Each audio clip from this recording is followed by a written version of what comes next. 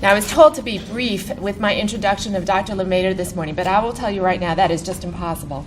So I'm not even going to try. What I will do instead is to provide what I think of as a secular Thanksgiving note for us today, given the holiday that's about to come upon us next week. So first of all, I would like to thank my staff, Cherie McClellan and Jessica Lingerfeld, who helped make this seminar series the success that it is. So on your way out or next time when you come back on the 14th, please say hi to Cherie and thank her for the work that she does with us. Next, I'd like to thank our trainees and our students at the institution. They are our future for cancer prevention and cancer research and the application of these in the population to reduce the burden of cancer on our public health. I want to thank our faculty because they are our teachers and the scientists who lead the discoveries that we have going in place right now. I want to also thank them because they serve as our mentors, our role models, and our advocates. This is important for us because without them, we don't know which way to go. We navigate blindly between Scylla and Charybdis, the Greek mythological monsters, and if any of you have ever had to survive an NIH submission, you know what I'm talking about. I want to thank our institution and all the people who contribute to that. And this is a wonderful institution, and if you've ever worked anywhere else, and I just came back from the government a year and a half ago, you know what a valuable place this is. Every day when you wake up and you come to work and you see all these people working so hard, from the people who make those magical restrooms function and be clean for us, to all the people who are welcoming our patients and all the scientists and the physicians who are here taking care of all the patients. I want to thank our patients and their families for their struggle and their inspiration for us, because without them, it would be hard to get up in the morning because cancer is so difficult to deal with and we'd like to prevent it. And so we wake up and we think about their struggles and how we can reduce that for them. And finally, trying to be brief, I want to thank Dr. LeMaistre, because back in 1964, or actually leading up to 1964, he and his colleagues set the tone. They changed the face of history with this 1964 report to the Surgeon General. And so I want to thank him especially for making everything that we do possible. Thank you.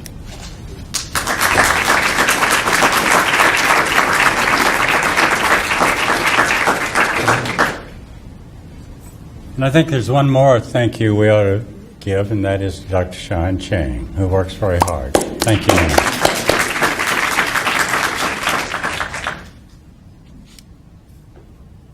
I think it's of some importance to set the stage for this talk by telling you that the Public Health Service at the time this was done is not the Public Health Service you know today. The Public Health Service at the time of the 1964 report had quite a different stature in that it was much greater in the sense that it had a commissioned corps that had been a part of the military through World War II and the Korean War, and it had served such marvelous work throughout that war, one of which was the beginning of biologic warfare defense, which began with the Epidemic Intelligence Service over in Atlanta. And the National Institutes of Health and the NCI, all of those institutes reported through the Public Health Service at that time.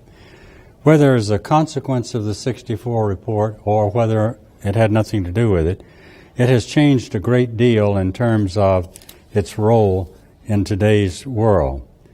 But I'd like to go back and paint a little picture before we start with the committee itself, because at the dawn of the 21st century, we see the United States in quite a different perspective. It now stands alone as the world's greatest superpower, and you and I are used to seeing it unveil new scientific, technological advances in medicine each day for prevention, for cure, and for elimination of disease.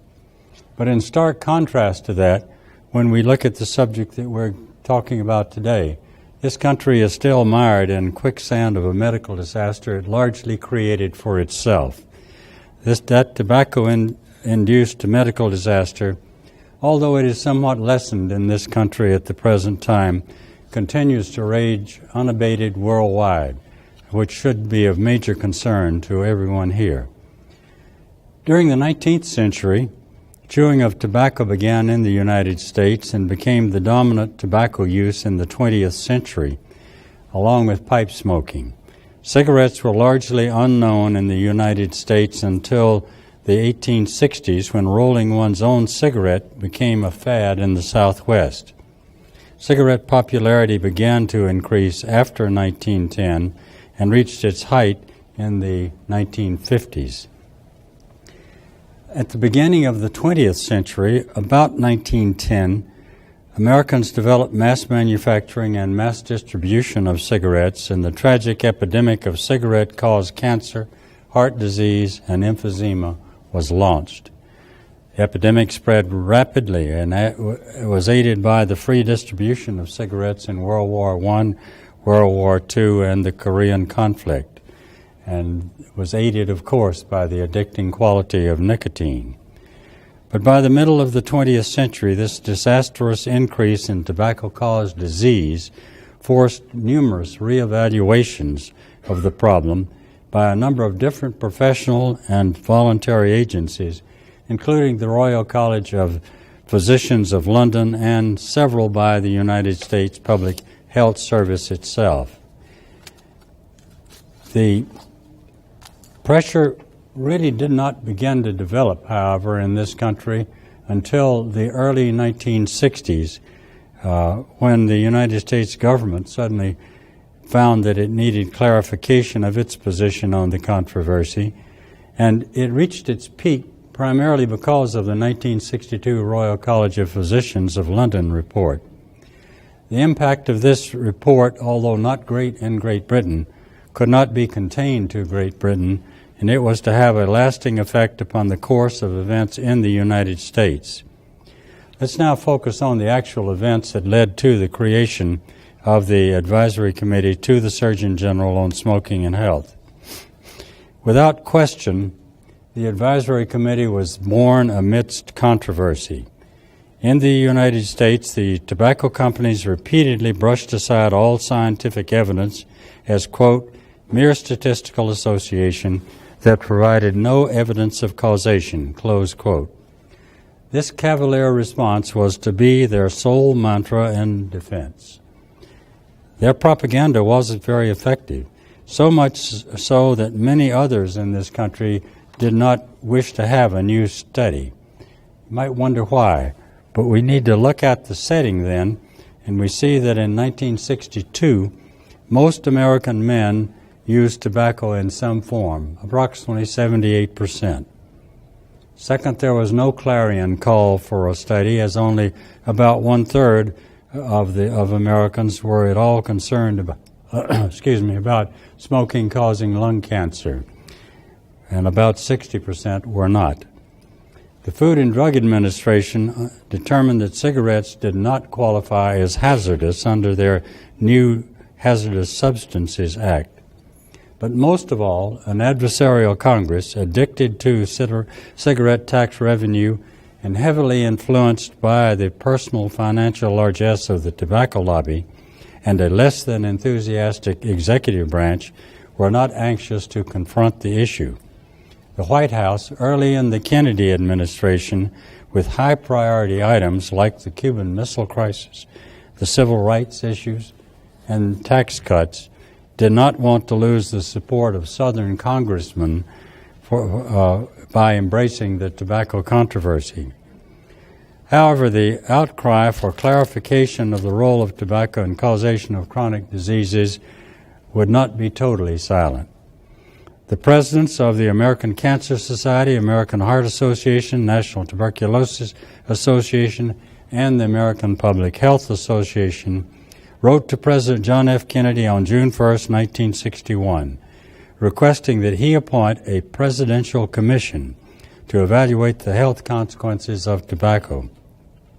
On June 6, the White House sent a memorandum to the Secretary of Health, Education, and Welfare, Abraham Ribicoff, asking for the department's advice and guidance in preparing the reply. The Undersecretary replied on June 27th, attaching a draft of a letter for the President, stating, quote, "A new commission would be inconsistent with the President's policy to abolish a number of independent commissions and advisory committees," close quote. The President approved the draft, sent the draft forward on June 29th to the Presidents of the Voluntary Health Associations. The rejection by this bureaucratic double talk did not dismay Dr. Harold S. Deal from Minnesota, the recently elected President of the American Cancer Society. Dr. Deal wrote on September 5, 1961, to the new Secretary of Health, Education, and Welfare, Anthony Celebrezzi, former mayor of Cincinnati, requesting a meeting for the 4 voluntary health agencies. Apparently, Secretary Celebrezzi was afflicted with the same disease that struck Abraham Lincoln's generals, a disease that Lincoln himself diagnosed as, quote, the slows. 4 months later, in January of 1962, the Secretary shuffled a letter to the Surgeon General, quote, for appropriate action. Clearly, up to this point, no one in the executive branch was at all interested in embracing this hot potato. The recently appointed Surgeon General, Luther Leonidas Terry, however, was ready for the challenge. Surgeon General Terry met with the voluntary health agencies on January the 4th, 1962, and on February the 1st proposed to Secretary Celebrezzi creation of a national commission to assess the available evidence on smoking and health. No immediate response occurred. 2 months later, April 16th, Surgeon General Terry, pushed by Senator Maureen Neuberger's solo, relentless anti-tobacco campaign, sent a redrafted, more detailed proposal calling for reevaluation of the U.S. Public Health Service's position on the question. Dr. Terry's 2 proposals, dated February the 1st and April 16th, continued to languish on the Secretary Celebrezzi's desk until the last week of May. It's a matter for speculation as to whether the Surgeon General Terry's proposals would have ever been acted upon without an unanticipated event at President Kennedy's May 23, 1962 press conference. Toward the end of a lengthy press conference, an investigative reporter for the Washington Evening Star, L. Edgar Prena, asked, quote, "Mr. President, there's another health problem that seems to be causing growing concern here and abroad, and I think it has largely been provoked by a series of independent scientific investigations, which have concluded that cigarette smoking and certain types of cancer and heart disease have a causal connection. I have 2 questions. Do you and your health advisors agree or disagree with these findings? And second, what, if anything, should or can the federal government do in the circumstances?" The President responded, and I quote, "The matter is sensitive enough, and the stock market is in sufficient difficulty," and then there was laughter, "without my giving you an answer which is not based on complete information, which I don't have, and therefore perhaps we could." I would be glad to respond to this question in more detail next week. 11 months had transpired since the 4 voluntary agencies initiated action. Now a restatement of Surgeon General Terry's April 16, 1962 proposal was being sent to the White House at the White House's request as a consequence of the May 23, 1962 press conference. The White House, under pressure from the press, approved Surgeon General Terry's proposal. President Kennedy assured Surgeon General Terry there would be no political interference and instructed him to form a committee and undertake the task. On June 19th, Surgeon General Terry issued the following statement. "It is timely to undertake a comprehensive review of all of the data. I have decided to appoint an expert advisory committee to study the evidence on smoking and health, evaluate it, and make whatever recommendation may be appropriate. The selection of a panel of experts will be made after consultation with the federal agencies involved, non-governmental professional groups, health organizations, and the tobacco industry. The inclusion of the tobacco industry was ridiculed by charges of bias, whitewash, rubber stamp. In retrospect, however, it appears to have been a wise, disarming strategy. On this slide, you will see the groups chosen for nomination of the members. Note the Tobacco Institute is present at all of the meetings. A second meeting on July the 27th, 1962, compiled a list of names of more than 150 scientists and physicians. During the next month, the nominee lists were screened by the same representatives, including the Tobacco Institute. They were given instructions to eliminate, for whatever reason, and return the approved list by August the 3rd. The group meeting on July the 24th had also agreed that individuals who had already taken a strong public position, pro or con, on the controversy were not to be chosen, and none were. None of the representatives of any organization or group could be named. Only 5 names were removed, none by the tobacco industry. The honed list of 150 names was available in late August 1962 and approved by Surgeon General Terry. Dr. Peter Hamill was assigned the task of recommending to the Surgeon General the final list of those who would be invited to serve. Dr. Hamill later submitted only 10 names to the Surgeon General, who approved all of them and forwarded them to the White House for final approval. In addition, the nominating group approved a far more comprehensive and more thorough study than had ever been attempted before. According to Dr. Terry, the study would be concerned not only with tobacco, but also with all other factors that might be involved in causing cancer, such as air pollution, automobile exhaust, occupational hazards, and radiation. The study was expected to get underway by mid-September 1962, with a first phase hopefully completed in approximately 6 months. This estimated completion in 6 months by Dr. Terry raised expectations of Congress and of the public. The 6-month expectation was not presented to the advisory committee as a completion date. Indeed, the committee would be assured several times by Dr. Terry there would be no time limit. On August 24, 1962, another press release was issued. Surgeon General Terry announced 2 staff appointments to his advisory committee on smoking and health. Dr. Terry announced that Herman F. Craybill, Ph.D., would be the executive director of the study. Dr. Peter Hamill would be the medical coordinator. At this point, no contact had been made with the nominees, who were unaware that they had been nominated. Dr. Terry authorized Dr. Hamill to make exploratory contact with each of the chosen candidates and confirm his, Dr. Hamill's, judgment on the merits of each nominee. Dr. Terry had full confidence in Dr. Hamill's judgment. If he felt so inclined, Dr. Hamill was authorized to offer a verbal commitment of a position to the advisory committee. Not unsurprisingly, this recruitment did not go smoothly.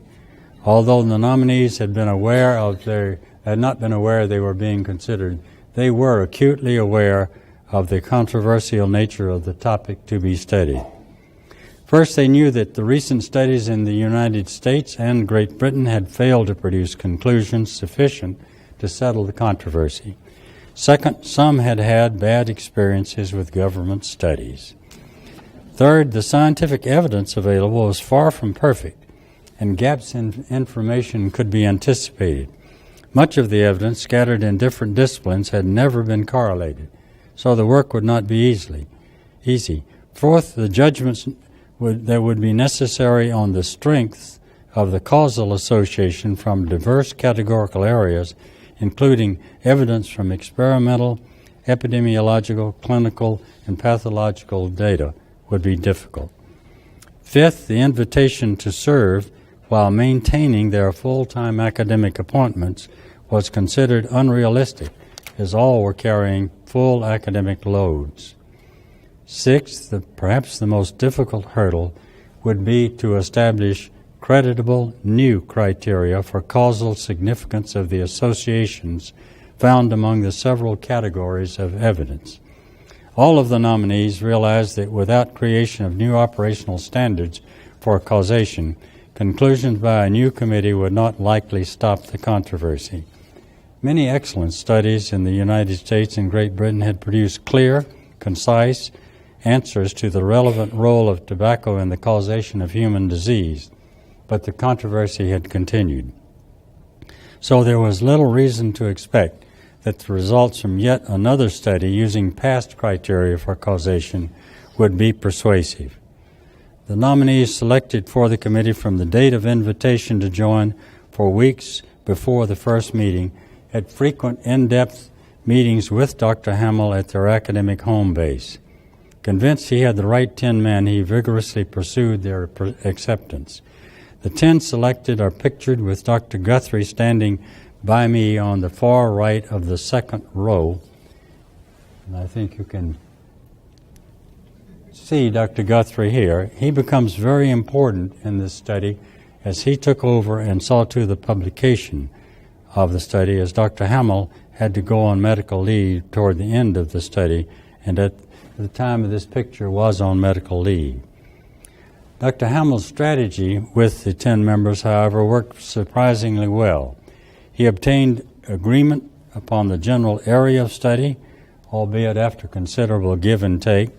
Each member agreed to accept responsibility for evaluation of at least one major area, most working in 2 or more areas simultaneously. All members agreed to become familiar with the total massive evidence from the past, and to accept primary responsibility for preparing an in-depth report to be reviewed and approved by the entire advisory committee. All of Dr. Hamill's negotiations were completed with the chosen 10 before he recommended the names to Dr. Terry. 6 of the 10 were users of tobacco in some form. 4 of the 6 smoked cigarettes. Not entirely an unbiased group. Surgeon General Terry on October the 28th announced the appointment of 10 members to his advisory committee on smoking and health. Dr. Terry would be chairman of the committee. These are the committee members, and I'll just ask you to read what's below each of the pictures, for it's a synopsis of their career. These were outstanding scientists who had accomplished much in different fields. Dr. Sievers was an authority on addiction. Dr. Schumann, of course, was an epidemiologist. And this one you recognize. And the next, Dr. Firth, was professor of pathology, a non-smoker, happened to have been my teacher of pathology at Cornell and at Columbia. Dr. Walter Burdett was noted not only in surgery but also in genetics, his hobby. Dr. Hickam, was a internist of great renown, particularly schooled in cardiovascular disease and in pulmonary disease. And Bill Cochran was a fantastic statistician and really the backbone and genius of much of the analysis of this committee. Dr. Sanholm Bain Jones had a CV that would take the rest of the hour to present, but he was a former dean of Yale Medical School, had been associated with Cornell Medical School for many years, and was a brigadier general. Dr. James Hunley was the vice chairman and stood in for Dr. Terry to chair the meetings, but did not get involved deeply in the findings or the study, except at the meetings. And he was a career public health service commissioned officer. Dr. Eugene Guthrie came to fill the role for Dr. Hamill when Dr. Hamill became ill, had been head of the largest division of the Public Health Service, Division of Chronic Diseases, and truly was a masterful administrator. Mr. Don Shopland, the young man pictured here, came on working pretty much as a gopher for the committee, but then developed into the one who ran the clearinghouse on smoking for the rest of his very prominent career in the Public Health Service. And Dr. Peter V.V. Hamill, pictured here, who passed away in March of this year, and is a source of much of the information that I'm presenting to you today, concluded the group, Dr. Hamill was the driving force and the glue that held this advisory committee together through many of its trials and tribulations. The press release announcing this also contained a reference to Dr. Herman Craybill, who had been named the committee's executive director. Dr. Craybill was forced to step down when he told a reporter back home he believed the evidence, quote, definitely suggests that tobacco is a health hazard, close quote. The position of executive director was never filled except by Dr. Peter Hamill, who did two jobs as medical coordinator and executive director.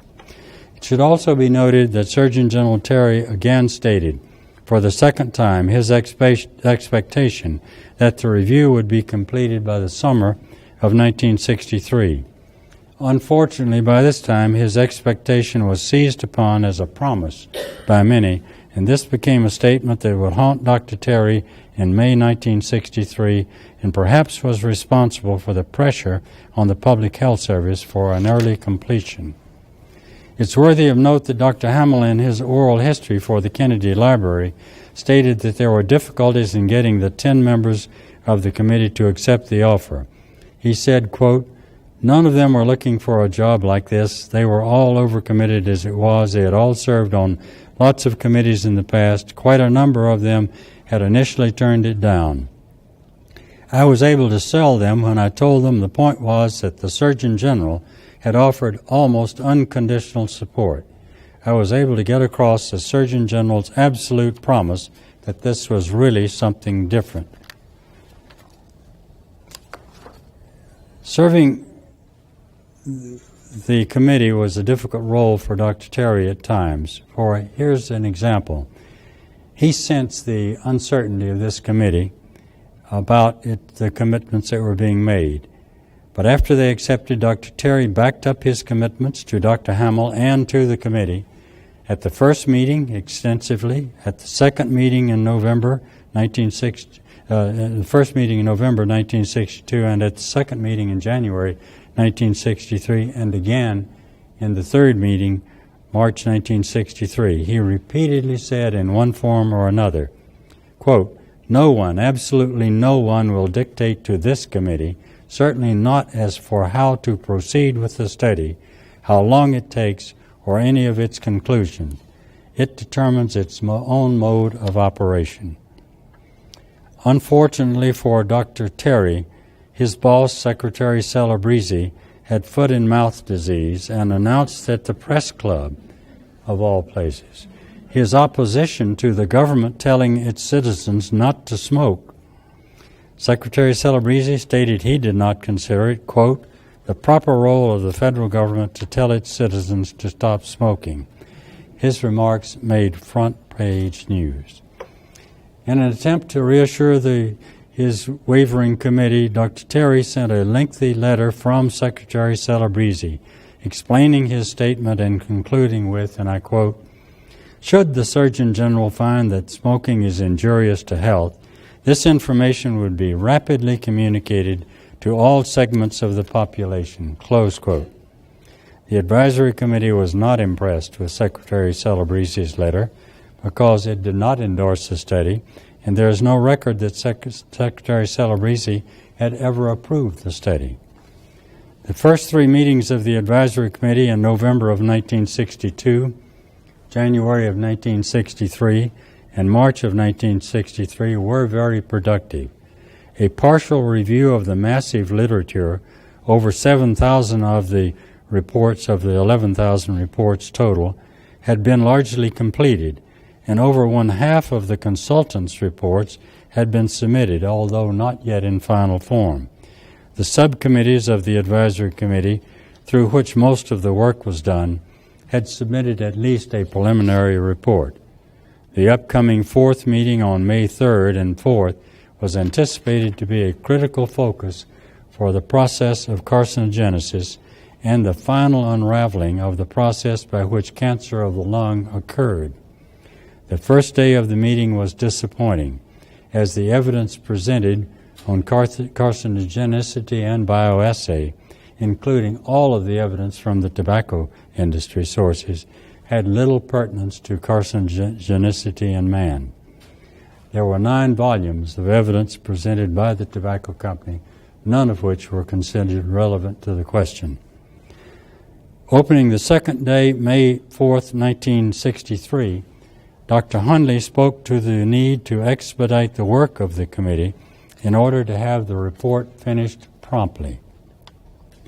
No reason was given for change in timing. One of the 2 options presented by Dr. Hundley was to have the PHS staff prepare the report for the committee's approval. Another was the committee could stop its inquiry, prepare the report, and sign it now. The time limit was disturbing enough, but the 2 options were absolutely unacceptable. Dr. Terry had assured the committee in the presence of Dr. Hundley there was no time limit, and that he would not allow one to be set other than by the committee.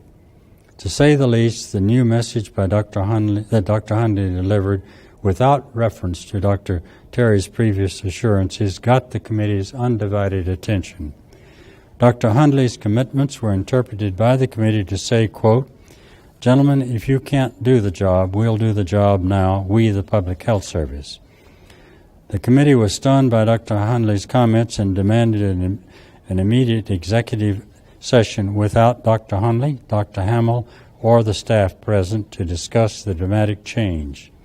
They were all instructed to stand by on call while the apparent bait and switch message was discussed. As you might expect from a group of academics, the immediate response was temporal and analytical. The advisory committee began to analyze the situation unemotionally, asking such questions as, could it be that outside pressure from Congress and or the White House, stimulated by the tobacco interest, was attempting to destroy the report? Could it be just a stupid administrative gesture to prod the committee to work faster? Was Dr. Hundley authorized by Dr. Terry to deliver the time change? No matter what the source or the motivation, the advisory committee became more enraged. After approximately an hour and a half, they asked Dr. Hundley to return alone for questioning. His answers to the questions did not disclose reasons or the source for the abrupt change. And despite the extensive direct questions with no answers, he maintained his announced position. In effect, the word of the Surgeon General was countermanded. The advisory committee, realizing that it must address Dr. Hundley's timetable, asked Dr. Hundley to leave and return to its executive session. After about 45 minutes, the committee asked Dr. Hundley and Dr. Hamill to return.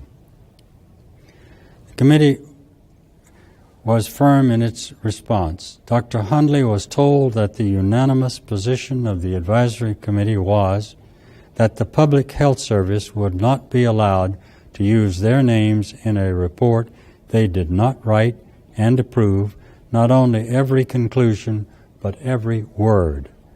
There would be no minority report. The advisory committee was willing to continue only under the assurances originally given by Surgeon General Terry to do the report on a timetable that the committee set with no outside interference. If this was not acceptable, the advisory committee would submit their resignations and let the chips fall where they may. The Public Health Service could then explain its decision to the public and the press.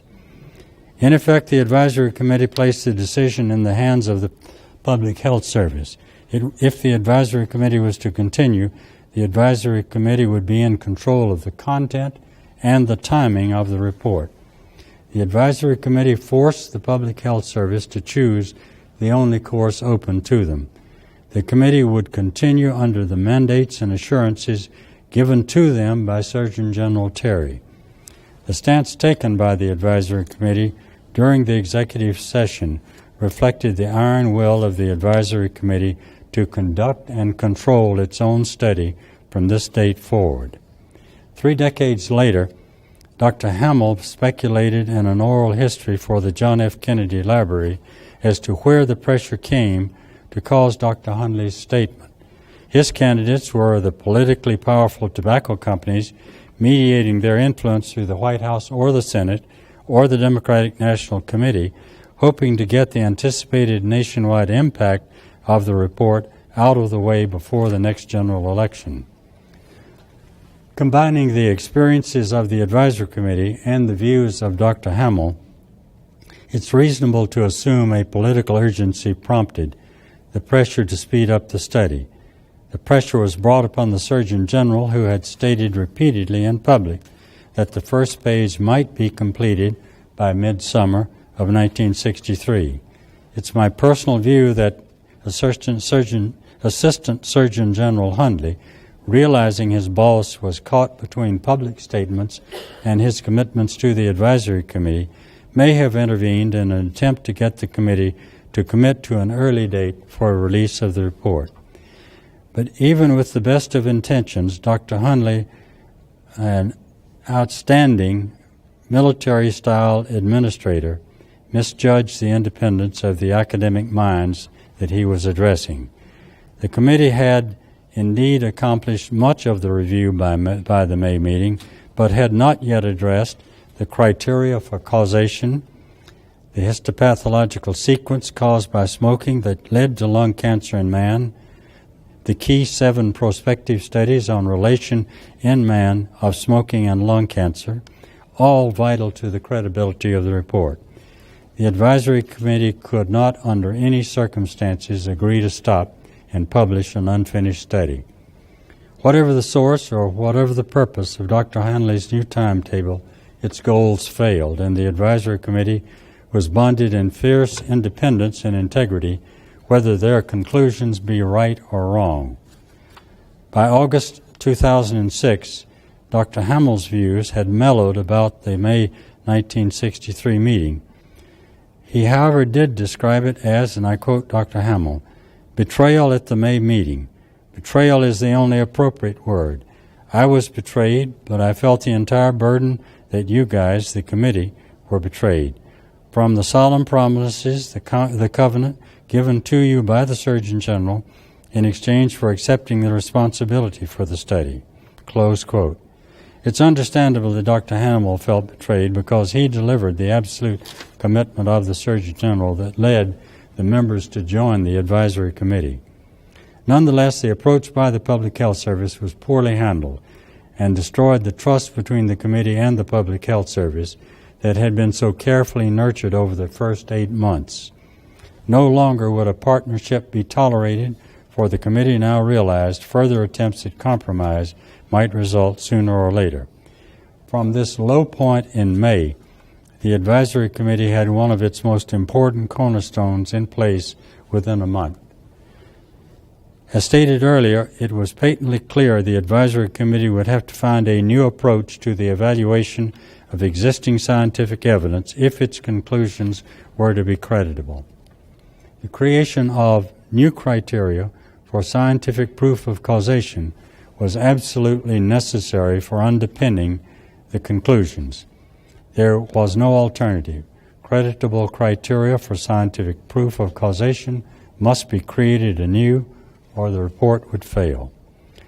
Dr. Hamill addressed this concern in June of 1963 by assembling Dr. Leonard Schumann, Professor William G. Cochran, Dr. Johannes Ibsen, and Dr. Ruel Arthur Stallones, who was later to become our Dean of the School of Public Health here, for a 3-day epidemiologic brainstorming retreat in Saratoga Springs, New York, which focused on the criteria necessary for the proof of causation in multifactorial chronic diseases.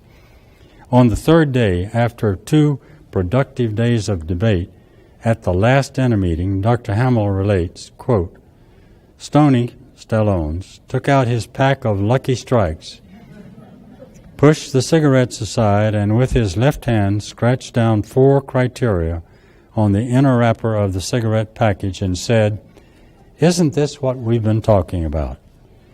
Stoney handed the paper to me, to Dr. Hamill. I read it to the group. All knew we had succeeded upon hearing the simple, brilliant language. Stallone summarized the criteria and succeeded far better than I had anticipated. Dr. Stallone wrote that causation should depend upon, and you see them displayed here. The others present quickly agreed, and the discussion led to adding one more, the temporal relationship of the association. Dr. Stallone's succinct, clear criteria ended the long debate, and this is how he explained the reasons for his thinking. He focused the attention of all present upon testing each of the criteria for operational validity for smoking, cigarette smoking, and lung cancer. This slide and the next show Dr. Stallone's presentation at the Saratoga meeting, testing the 6 criteria for cigarette causation of lung cancer. The new criteria submitted to the advisory committee were reviewed, debated at some length, and unanimously adopted. The basic criteria used in the 1964 report were adopted subsequently for widespread use in epidemiological studies as the criteria for determining causation.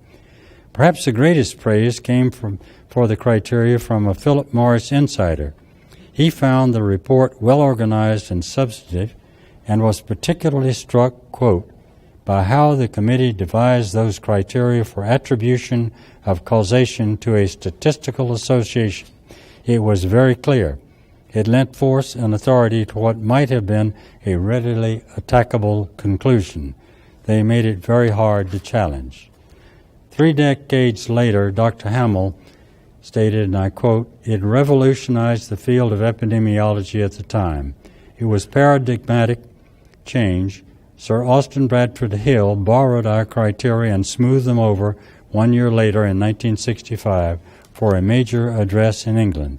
Since our 2 reports, almost every textbook on epidemiology contains some version of the criteria with explanations and examples." The advisory committee stood firm on its decision that there would be no minority report issued. This, of course, led to lengthy debates on a number of issues because the committee had decided they must be unanimous in every segment of the report and on every word. As shown in the next slide, the debates were often contentious discussions. These are a selected few of the contentious discussions. The constitutional theory of causation of lung cancer led to sharply divided views. Dr. Walter Burdett, a surgeon and a geneticist, thought that genetic factors might be among the major causes of cancer. After being unimpressed with the data from Berkson and Fisher, and very impressed with the extensive data coming through and confirming cigarettes as the major cause, Dr. Len Schumann and all other committee members insisted the constitutional theory should not be given serious consideration as the major cause. The final version de-emphasized the role of constitutional factors without eliminating them. The question as to whether nicotine should be considered addictive was the subject of another bitter disagreement. 9 committee members considered nicotine addictive, but Dr. Maurice Sievers, an authority on addiction, insisted that it must be characterized as habituation in conformity with the then accepted WHO definitions. In rebuttal, Dr. Hickam and Dr. LeMaistre argued that the WHO criteria made little sense, as many known addicting agents would not fit the WHO criteria. Right or wrong, the criteria were followed and nicotine was labeled in the report as habituating until Dr. Sievers and others from the committee could get the criteria changed 6 months later. The advisory committee did not unanimously accept reports from even eminent consultants. The histopathological sequence of changes in the bronchi as lung cancer developed, submitted by Dr. Oscar Auerbach, looked too good to be true. Dr. Farber, Dr. Hamill, and Professor Cochran spent 3 days in Dr. Auerbach's laboratory before asserting that this cornerstone work could be relied upon. In a similar fashion, Dr. E. Kyler Hammond's outstanding prospective studies on cigarette smoking as the major cause of lung cancer was well received by everyone, but concerns were expressed about the design of the population studies. A few months later, Dr. Hammond submitted the same unequivocal conclusions, but with additional evidence, but without the design flaws. These conclusions became another pillar of evidence implicating smoking as the major cause of lung cancer. The evidence for 6 of the 7 conclusions about smoking and chronic bronchitis and emphysema were readily accepted by the advisory committee. 2 members of the subcommittees, Drs. Farber and LeMaistre, disagreed, however, on the criteria for causation that were being fully met by the limited epidemiologic evidence on the association of smoking and emphysema. There was no disagreement between the 2 members that cigarettes were the major cause of emphysema. The disagreement was whether the limited studies at that time met the criteria of the advisory committee for causation. Dr. Farber thought they did, Dr. LeMaistre thought they did not. It was a decade later before epidemiological evidence met the criteria and unequivocally proved that cigarette smoking is the major cause of emphysema. These are but a few of the contentious disagreements, all of which were resolved to enable the committee to agree upon a report without a minority report. 2 highly productive meetings of the Subcommittee on Lung Cancer and Carcinogenesis in May 1963 in Toronto, Canada, should be cited. For the first time, consensus was reached on criteria for the pathological diagnosis of adenocarcinoma, for squamous cell carcinoma, and for a mixed type, and as to the gradation in mitotic activity, all topics lacking clarity in the literature.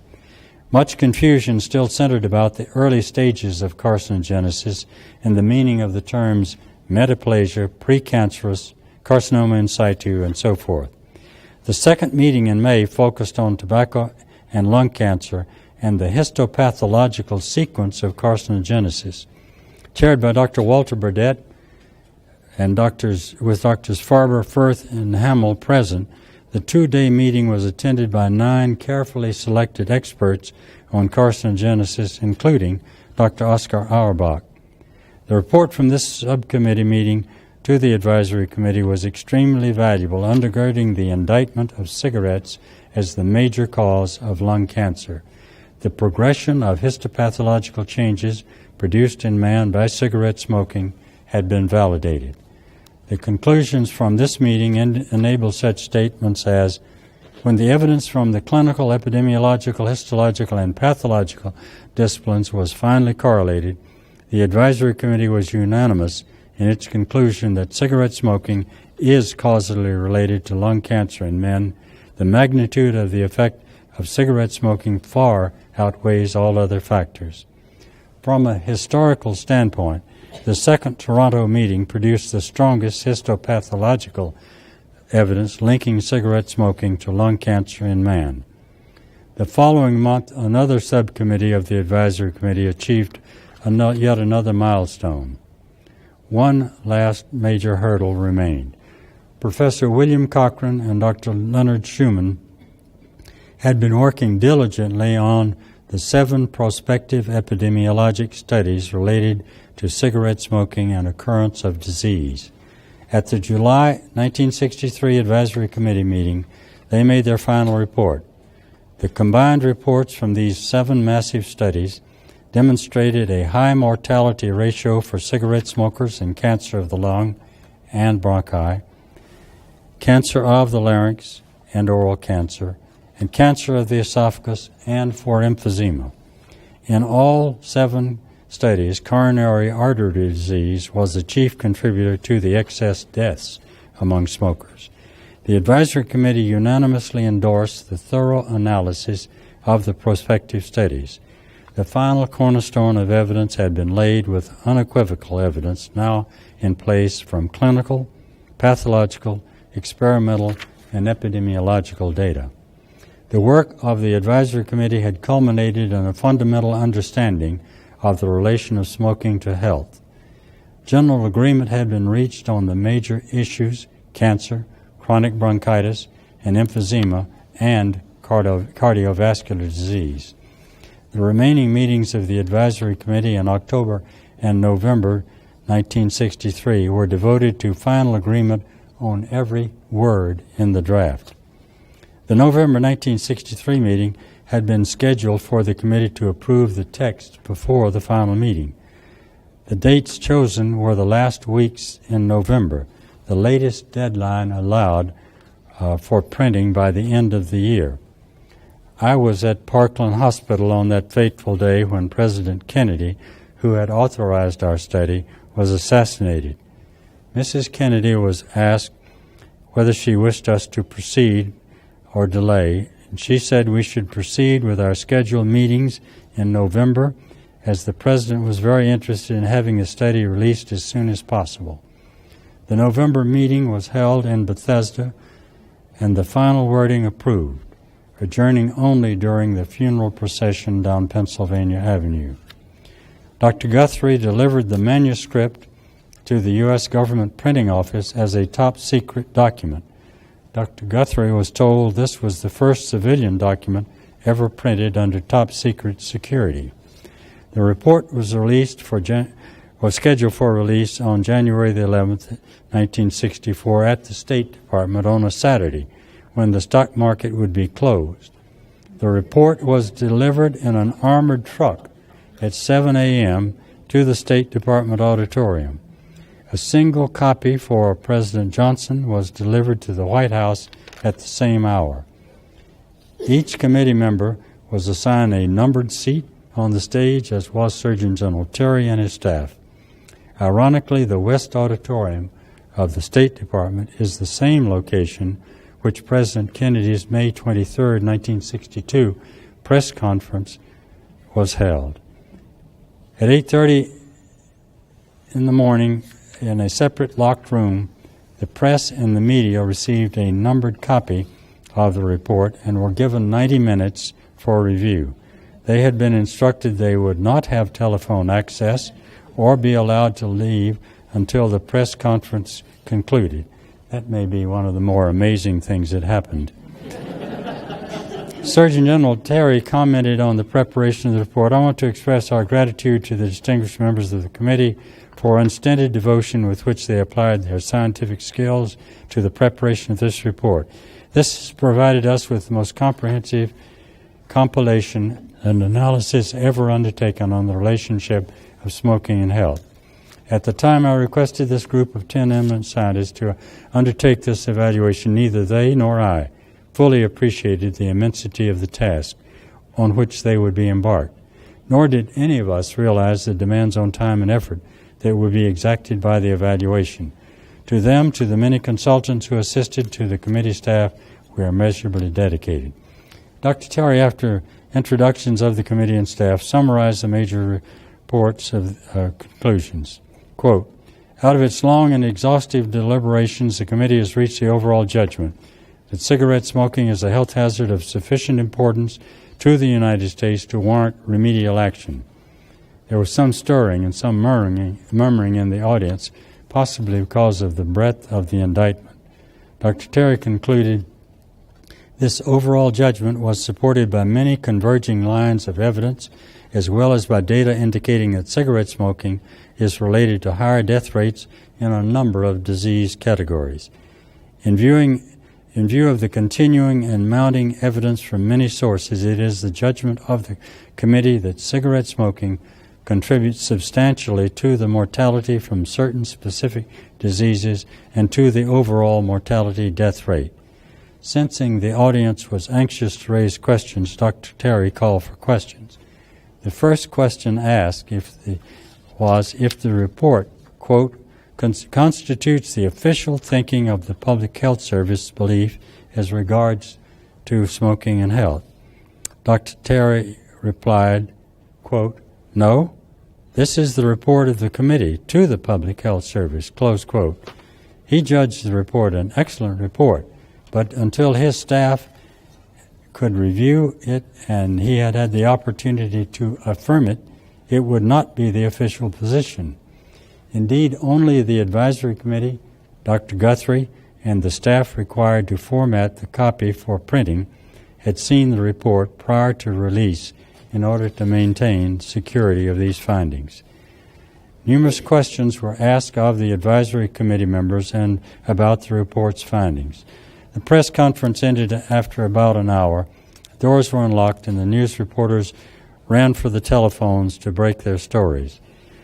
The feature writers and the TV anchors sought out committee members for more background and sound bites. The Saturday evening news and the Sunday papers featured the conclusions of the report on front pages, with high acclaim, as did major magazines and periodicals for months. 3 decades later, Dr. Stan Glantz published the book Cigarette Papers, disclosing the internal papers of the tobacco companies. This disclosure proved conclusively that the tobacco companies knew in the 1960s, while the advisory committee was meeting, of the deadly effects and the addiction caused by tobacco. One vice president considered that they were in the business of selling an addicting instrument, the cigarette. In the foreword to this book, C. Everett Koop, Surgeon General 1981 through 1989, wrote, and I quote, "One can speculate with enormous regret how different that 1964 Surgeon General's report would have been had the tobacco companies shared their research with the Surgeon General's Advisory Committee. What would have been the history in the United States and the world if that report had had the benefit of all of the information available on tobacco and held privy to the inner circles of the cigarette manufacturing company? The contrast of public and private statements from the tobacco industry reveals their deceit." In the intervening 43 years since that historic report, the original findings have been strengthened by an incredible amount of data against tobacco products, particularly cigarettes, and documented in almost 30 reports of the Surgeon General. Cumulative knowledge from over 50,000 studies have documented the unprecedented lung cancer epidemic produced by cigarette smoking. In fact, few biologic relationships have ever been worked out with such thoroughness as the lethal role that cigarettes and cigarette smoke play in serious chronic disease. The knowledge gained in those 4 decades has been translated into, quote, "a downward trend in tobacco use since the 1964 report that has been described by the Institutes of Medicine as one of the 10 greatest achievements in public health in the 20th century." Historians in years to come will surely shake their heads in disbelief over the persistent prevalence of smoking in the supposedly civilized world of the 20th and 21st century. Looking forward, we stand with an unparalleled opportunity to rid our country and ultimately all nations of the disastrous health consequences of smoking. The question is whether we have the will. Fortunately for the 1964 report to the Surgeon General, it was created despite the controversy. It did survive the pressures generated by the tobacco companies. Perhaps the most significant impact was that it provided the impetus for research and for 28 subsequent Surgeon General's reports on the subject. The New York Public Library has another way of measuring impact on society: their selection of the books of the century. The 1964 Advisory Committee report to the Surgeon General on smoking health was selected as one of the 10 books with an immediate and lasting impact on the 20th century. It was listed in the category of Nature's Realm, along with Einstein's The Meaning of Relativity and Marie Curie's Treatise on Radioactivity. I conclude with the citation from the 1964 report, which reads as you can read there as to what happened. And I'll give you a moment to look at that, because it concludes with the sentence, "The tobacco industry and its most powerful lobbies continue to discount the findings of smoking and health." The presentation today is from a work in progress for the archives of MD Anderson, encouraged by Dr. John Mendelsohn and Dr. Bernard Levine, and the faculty in cancer prevention. Those shown on this slide here have contributed to this effort, and much of the material was obtained from their personal recollections as well as from the Oral History Project of the John F. Kennedy Library and from the United States National Archives and Records Administration, where all of the papers of the Surgeon General Smoking and Health Committee are placed. This last slide is on just merely to show you a recapitulation of what is of some interest. Going back all the way to the turn of the century, you see that cigarette smoking, tobacco use by that means, was not very prominent early until World Wars I and II gave it boost that kicked it up very high. And you see what the predominant use of tobacco was prior to that time, which declined immeasurably after this. But look at what happened here in the 1960s when this report was issued approximately right here.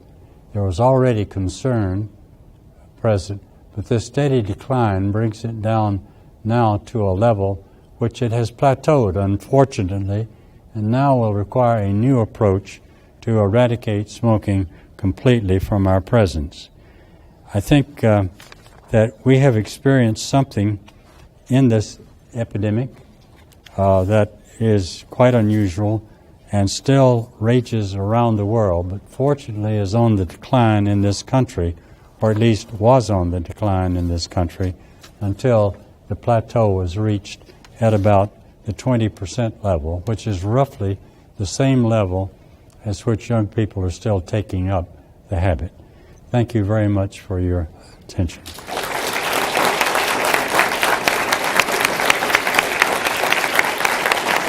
Do you have questions?